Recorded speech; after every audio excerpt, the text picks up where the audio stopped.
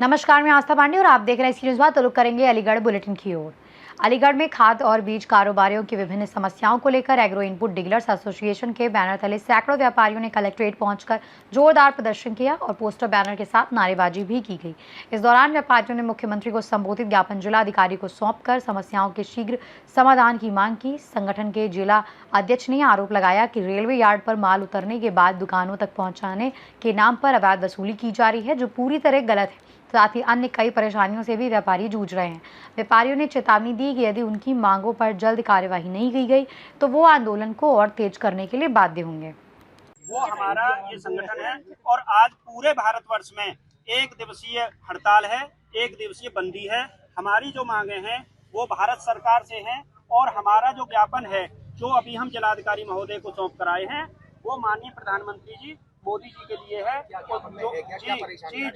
जो हमारा उर्वरक है, उर्वरक में हमारी पहली मांग है कि हमारे यूरिया और डीएपी जैसे उर्वरक को FOR रिटेल पॉइंट तक गवर्नमेंट अपने भाड़े के द्वारा पहुंचाए, जिससे हम उसको सरकारी दर पर देख सकें। दूसरा, पिछले 30 वर्ष से हमारा जो उर्वरक है उसमें मार्जिन नहीं बढ़ाया गया है, बहुत ही सूक्ष्म मार्जिन है। हम अपने होलसेल और रिटेल दोनों के मार्जिन को बढ़वाने की मांग किए हैं। तीसरा मुख्य मांग है हमारी कि जो हमारी दुकानों से कीटनाशी और बीज की सैंपल होती है, अगर वो अमानक आ जाए तो दुकानदार के खिलाफ कार्रवाई होती है, जबकि दुकानदार का कोई दोष नहीं है। सील बंद अगर कोई भी हमारा प्रोडक्ट अमानक पाया जाए तो उसमें कंपनी को पार्टी बनाया जाए, कंपनी के खिलाफ कार्रवाई हो, दुकानदार को सिर्फ गवाह के रूप में रखा जाए। उर्वरक के साथ जितना टैगिंग हो रहा है वो सारी टैगिंग पूरे भारतवर्ष में तत्काल प्रभाव से बंद की जाए, जिससे कि सभी किसान भाइयों को बिना टैग के यूरिया और डीएपी जैसे उत्पाद वो हम उपलब्ध करा सकें। क्या आप लोग खाद और बीज खाद, बीज, कीटनाशक तीनों चीजें हम देखते हैं। किस तरह का आश्वासन मिला है? अभी जिलाधिकारी महोदय ने हमारा ज्ञापन लेकर आश्वस्त किया है कि ये ज्ञापन आपका भारत सरकार माननीय प्रधानमंत्री मोदी जी तक पहुंचेगा और यहाँ जो भी अगर कुछ क्षेत्रीय जनपदीय जो स्तर की समस्याएं होंगी आगे अगली कभी बैठकों में उन पर विचार किया जाएगा। अच्छा, एक समस्या किसानों की भी है। किसान आए दिन आपके यहाँ रोते हैं तो हमको लगेज पकड़ाया जा रहा है। हम इसी की बात पे हैं। वो लगेज जो कंपनियां हमको जबरदस्ती देती हैं, बिना लगेज के हमको कोई भी उर्वरक नहीं मिलता है। उसी लगेज की हम बात कर रहे हैं कि वो लगेज पूर्णतः बंद किया जाए। लगेज के साथ साथ सारा उर्वरक हमको FOR किया जाए, जिससे कि हमारा जो 15 से 25 रुपए का जो भाड़ा आता है विभिन्न कस्बों का वो हमारी जेब पर न पड़े और हमारा मार्जिन बढ़ाया जाए। अगर आज हम बात करें तो किसी भी दुकान पर 2 से 52 या 50 रुपए का जो यूरिया खरीदा जाता है, 2 से 75 रुपए का यूरिया जट्टारी टप्पल और सांकरा छर्रा जैसे कस्बों पड़ता है। मजबूरी में वो हमको 80 रुपए तक पड़ता है, 2 से 66 रुपए 50 रुपए में बेचना पड़ता है। हर कट्टे पे हमको 20-20 रुपए का घाटा उठाना पड़ता है। तो लगेज वाली बात सही है? लगेज वाली बात बिल्कुल सही है। उनकी कंपनियां जबरदस्ती दुकानदारों को लगेज देती हैं, मजबूरी में डिस्ट्रीब्यूटर देते हैं। कंपनियां डिस्ट्रीब्यूटर जबरदस्ती डीलर को बिना लगेज के मटेरियल नहीं देती हैं। ये बिल्कुल सही है किसानों की बात। अलीगढ़ से न्यूज़ संवाददाता संजीव शर्मा की रिपोर्ट। रुक करेंगे अगली खबर की ओर। अलीगढ़ में लगातार बढ़ते तापमान और भीषण गर्मी ने जनजीवन को प्रभावित कर दिया है, जिसके चलते पंडित दीनदयाल अस्पताल में मरीजों की भारी भीड़ देखने को मिल रही है, जहां सबसे अधिक मामले पेट दर्द, उल्टी और दस्त के सामने आ रहे हैं। वहीं वरिष्ठ चिकित्सक डॉक्टर विनोद सक्सेना ने बताया कि गर्मी के कारण सर्जिकल OPD में मरीजों की संख्या बढ़ी है और अधिकतर लोग बाहर का खाना खाने तथा डिहाइड्रेशन के कारण बीमार हो रहे हैं। उन्होंने लोगों को पर्याप्त मात्रा में पानी पीने, नींबू शिकंजी और ORS का उपयोग करने की सलाह दी है। साथ ही किसी भी प्रकार की परेशानी होने पर तुरंत नजदीकी स्वास्थ्य केंद्र से संपर्क करने की अपील की है। गर्मी को देखते हुए किस तरीके के मरीज आपके पास आ रहे हैं और सर किस तरीके का सुझाव लोगों के लिए देना चाहेंगे? ज्यादातर मरीज जो इस वक्त आ रहे हैं वो उल्टी दस्त के हैं या गर्मी खा के हीट स्ट्रोक के हैं। इन लोगों के लिए एक ही सुझाव है कि बाहर धूप में ना निकलें, अगर निकलें तो कवर करके निकलें और छोटे बच्चों को तो कतई बाहर ना निकालें। साथ में जो खाना है वो घर का बना हुआ साफ सुथरा खाएं, बाजार की चीजों से परहेज करें जिससे उन्हें उल्टी दस्त ना हो। अगर बच्चा पेशाब करना बंद कर दे, मुरझा जाए, वो हिले डुले नहीं या ज्यादा बीमार नजर आए, दस्त ज्यादा हो, तो तुरंत अस्पताल में संपर्क करें ताकि उसका इलाज किया जा सके। डॉक्टर के शर्मा।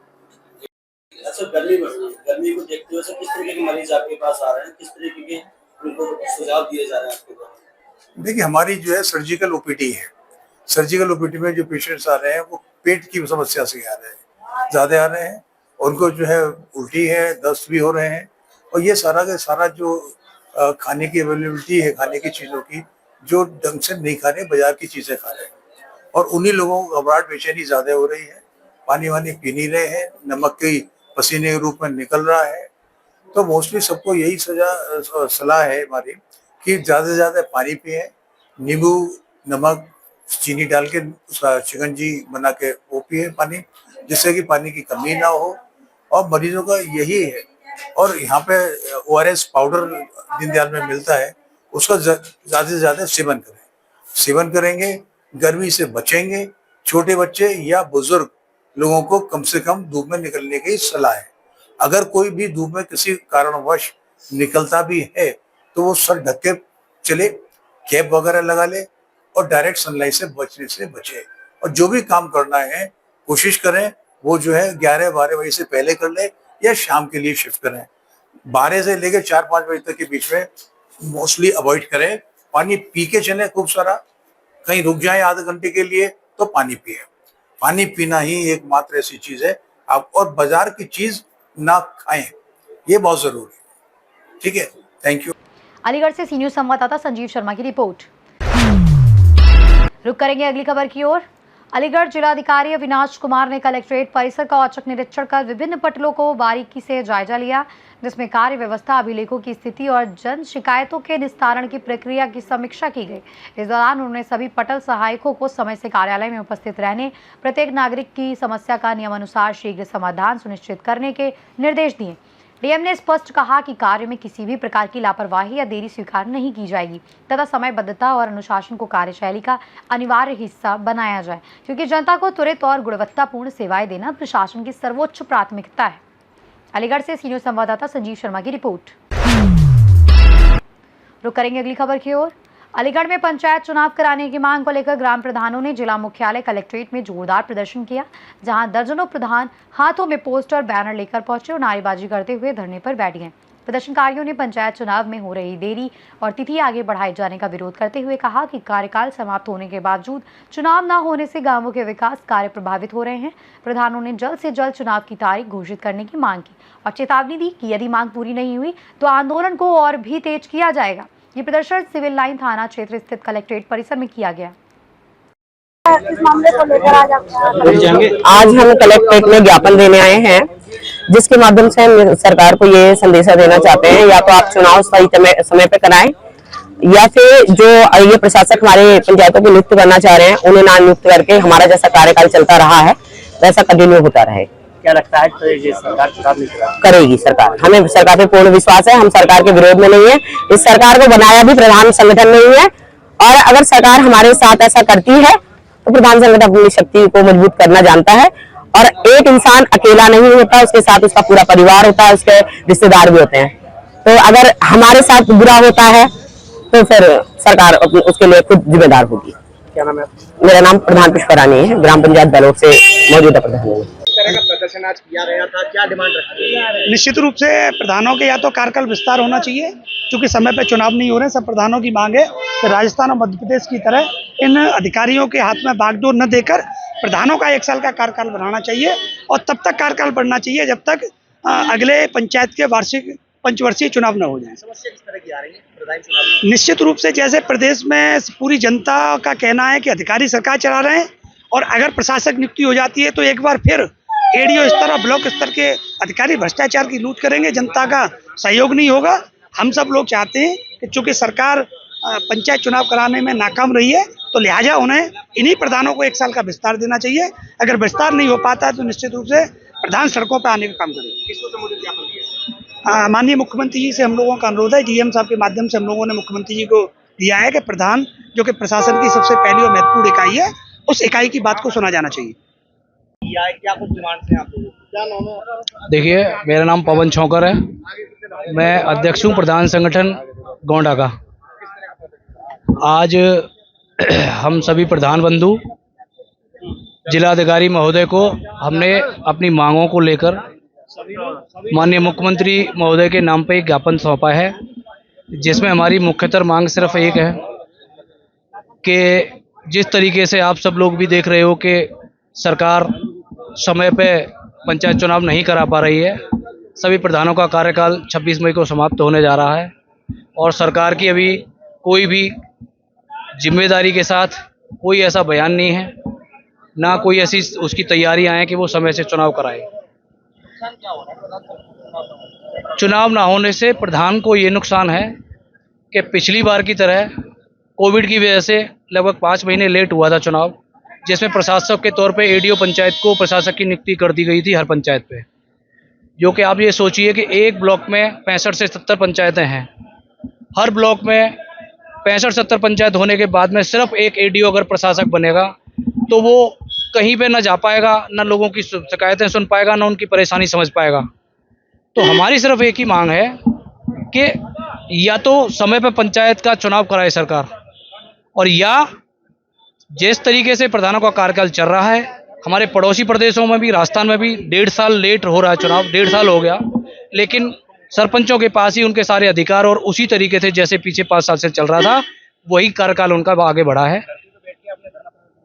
जी, हमने धरती पे बैठ के धरना प्रदर्शन नहीं किया। हम सरकार से अलग नहीं है, सरकार की मंशा के साथ हैं और सरकार की कड़ी से हम जुड़े हुए हैं।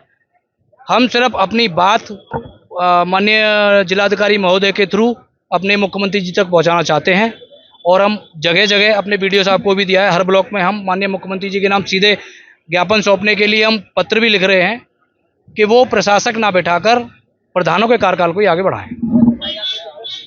प्रशासक नहीं बिठाए जाएंगे, हमें सरकार से ऐसी उम्मीद है, क्योंकि सरकार हमारी बात समझेगी। क्योंकि पिछली बार सरकार ने भी ये देखा कि किस तरीके से प्रशासकों द्वारा काम किया गया, जिसमें जो गांव का विकास है वो निरंतर नहीं हो पाया, उसमें रुकावटें आई और काफ़ी परेशानियों का सामना सरकार को करना पड़ा।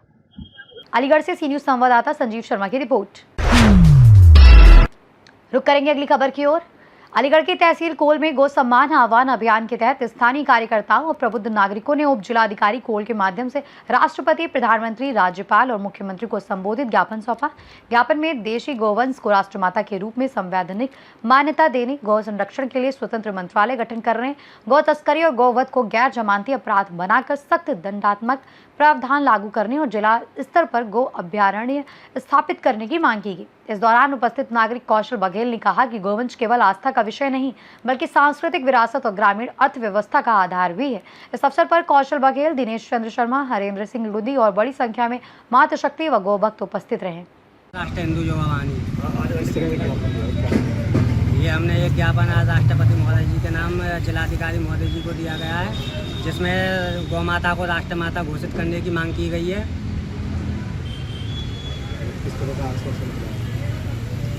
जल्द हमारी मांगों को पूरा किया जाएगा, इस तरीके का आश्वासन दिया गया है। नहीं करेंगे तो क्या ये हम उग्र आंदोलन करेंगे अगर नहीं हुआ तो।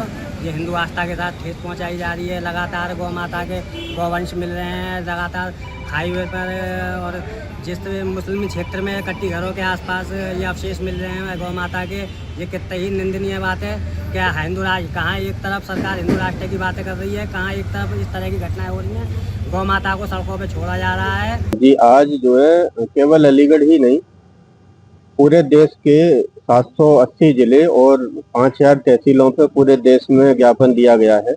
और ये वृंदावन में हमारे साधु संत गौ सेवकों ने मिलकर ये कार्यक्रम जो तय किया था, जो 4 चरण में है। तो इसका जो है वही है, गौ माता को कोई राष्ट्रीय सम्मान इस तरह का मिल जाए और गौ हत्या बंद हो जाए। इसी के लिए सभी गौ भक्तों और साधु संतों ने इसको मिलकर तैयार किया है और उसी के मध्य में हमने ये तहसील कोल पर ज्ञापन दिया है, क्योंकि तहसील कोल की जिम्मेदारी हम लोगों के पास थी, जो प्रभारी और सह प्रभारी के रूप में हम सब लोगों ने मिलकर उसको निभाया है। तो हरिंदर सिंह लोधी, आज हमने तहसील पर एसडीएम महोदय के यहाँ पर रैली निकालकर भजन कीर्तन सरकार से रखी है, जिसमें कि महामहिम राष्ट्रपति महोदय को, माननीय प्रधानमंत्री जी को और अपने यशस्वी मुख्यमंत्री जी को और जो हमारे राज्यपाल जी हैं, इन चारों को पृथक पृथक करके एसडीएम महोदय के द्वारा ज्ञापन सौंपा गया है, जिसमें हमने अपने यहाँ पर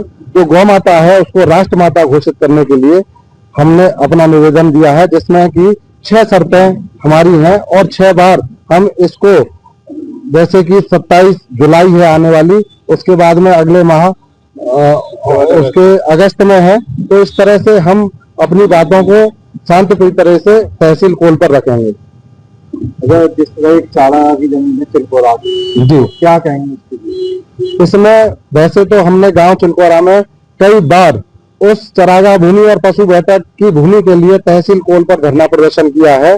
अब परंतु आज हमने समस्त भारतवर्ष की जो गौचर की भूमि है उसके लिए आह्वान गौ सम्मान अभियान है, गौ सम्मान आह्वान अभियान है। इसके तहत समस्त भारतवर्ष की जो गौचर की भूमि है उस पर सभी हमारी गौ माताओं को चरने की जो व्यवस्था है जो छोड़ी गई है, उसके लिए इस ज्ञापन के तहत माननीय प्रधानमंत्री जी से और माननीय उत्तर प्रदेश के मुख्यमंत्री जी और राष्ट्रपति महोदय जी और राज्यपाल जी को आज जो ज्ञापन लिखित में दिया है उस पर यही हमने मांग रखी है कि हमारी गौचरण की भूमि मुक्त कराई जाए और गौ को सम्मान दिया जाए। अलीगढ़ से सी न्यूज संवाददाता संजीव शर्मा की रिपोर्ट। रुक करेंगे अगली खबर की ओर। अलीगढ़ के बन्ना देवी थाना क्षेत्र स्थित मलखान सिंह जिला अस्पताल के गेट पर एक दर्दनाक हादसा हो गया, जहां दारोगा पर हमले के आरोपियों को मेडिकल के लिए लाई गई पुलिस वैन की चपेट में एक दिव्यांग महिला आ गई और उसका पैर गंभीर रूप से टूट गया। बताया जा रहा है ये महिला पहले से इलाज के लिए अस्पताल आई हुई थी और डॉक्टर को दिखाने के बाद वो रिक्शे का इंतजार कर रही थी। तभी अस्पताल परिसर में प्रवेश कर रही पुलिस वैन से ये हादसा हो गया। घटना के बाद महिला दर्द से तड़पने लगी, जिससे मौके पर अफरा तफरी मच गई और आसपास मौजूद लोगों ने उसे तुरंत इमरजेंसी वार्ड में भर्ती कराया, जहां उसका इलाज जारी है। हादसे के बाद अस्पताल परिसर में लोगों में आक्रोश देखने को मिला और मामले की जांच अभी की जा रही है। क्या नाम है आपका? मेरा नाम तारिक नाम है। तारिक जी, आप कहाँ रहते हैं और क्या देखा था आपने? मैं रसलगंज रहता हूँ, मच्छी वाले गली। जी, आज क्या देखा था आपने? ये देखा महिलाएं गेट पे खड़ी हुई थी, अंदर दिखाने आई थी। जी जी। उसके कारण एक केसी की गाड़ी आती है पुलिस की, वो महिला कोने पे खड़ी हुई थी, उसने अंदर गाड़ी घुसड़ी तो उसके पैर पे पूरी गाड़ी चढ़ गई, जिसके उसका माथ पड़ गया। वो उतर के भी उन लोगों ने देखा नहीं, गाड़ी लेके अंदर भाग गए। कहने के बावजूद भी पब्लिक को डरा धमका के अपनी गाड़ी लेके चले गए। क्या नाम है आपका? शाहरुख जी, कहाँ रहते हैं आप? में रहता हूँ। आज आपने क्या देखा था कुछ देर पहले? जी, विकलांग औरत है, गेट पे लेटी हुई थी, पुलिस वालों को ट्रक आया था, एकदम ये चढ़ा के एकदम ले गए, रोकी नहीं इन्होंने गाड़ी को बिल्कुल भी। कौन सी मंदिर लेकर आए तो यहाँ पर ये करने लगे, फिर बोले ट्रीटमेंट में लेके जाइए लोगों। तो कौन सी गाड़ी है, कहाँ की गाड़ी है? ट्रक लेके आए थे, पुलिस वालों को ट्रक है पूरा बाहर खड़ा हुआ। नीले रंग का? जी, नीले रंग का ट्रक है। तो अब आप कहाँ पर आए हैं? जी, इनों की पट्टी कराने आए हैं हम यहाँ पे, इनों के लिए साथ में आए लोग। क्या नाम है आपका? शाहरुख जी, कहाँ रहते हैं आप? में रहता हूँ। आज आपने क्या देखा था कुछ देर पहले? जी, विकलांग औरत है, गेट पे लेटी हुई थी, पुलिस वालों को ट्रक आया था, एकदम ये चढ़ा के एकदम ले गए, रोकी नहीं इन्होंने गाड़ी को बिल्कुल भी। कौन सी मंदिर लेकर आए तो यहाँ पर ये करने लगे, फिर बोले ट्रीटमेंट में लेके जाइए लोगों। तो कौन सी गाड़ी है, कहाँ की गाड़ी है? ट्रक लेके आए थे, पुलिस वालों को ट्रक है पूरा बाहर खड़ा हुआ। नीले रंग का? जी, नीले रंग का ट्रक है। तो अब आप कहाँ पर आए हैं? जी, इनों की पट्टी कराने आए हैं हम यहाँ पे, इनों के लिए साथ में आए लोग। क्या नाम है तुम्हारा? प्रसाद। कहाँ रहते हो? गोवारी गली के अंदर। थाना? गोवारी गली के अंदर। अरे थाना कौन सा है? थाना कौन सा? अच्छा, किसको लेके आए थे तुम? किसको लेके आए थे अपने संग? अपने घरवाली को। क्या नाम है उनका? पिंकी। क्यों आए थे? तो फिर क्या हुआ? फिर क्या हुआ? चक्कू देखा। हाँ, बैठ गया। तो पुलिस की गाड़ी से हुआ है? पीछे सड़क गई। अरे किसने टक्कर मारी है? टक्कर किससे मारी है? लगी है। अरे टक्कर किसने मारी है? पुलिस की गाड़ी से लगी, काय से लगी, बता किसने मारी? हाँ, तो ये बता दे, देख के बताऊँ। अलीगढ़ से सी न्यूज संवाददाता संजीव शर्मा की रिपोर्ट। रुक करेंगे अगली खबर की ओर। अलीगढ़ के विजयगढ़ थाना क्षेत्र के नगलाबरी में नाली के विवाद को लेकर दो पक्षों के बीच जमकर मारपीट हो गई, जो बाद में पथराव में बदल गई। इस घटना का वीडियो सोशल मीडिया पर जमकर वायरल हो गया है, जिसमें दोनों पक्षों के लोग एक दूसरे पर हमला करते नजर आ रहे हैं। वहीं सूचना मिलते ही स्थानीय लोगों में अफरा तफरी मच गई और मामले की जानकारी पुलिस को दी गई। फिलहाल पुलिस ने स्थिति का संज्ञान लेते हुए जाँच शुरू कर दी है और शांति व्यवस्था बनाए रखने के प्रयास किए जा रहे हैं। अलीगढ़ से सी न्यूज संवाददाता संजीव शर्मा की रिपोर्ट। फिलहाल इस अलीगढ़ बुलेटिन में बस इतना ही। बाकी देश और दुनिया की तमाम बड़ी खबरों के लिए बने रहिए सी न्यूज भारत के साथ।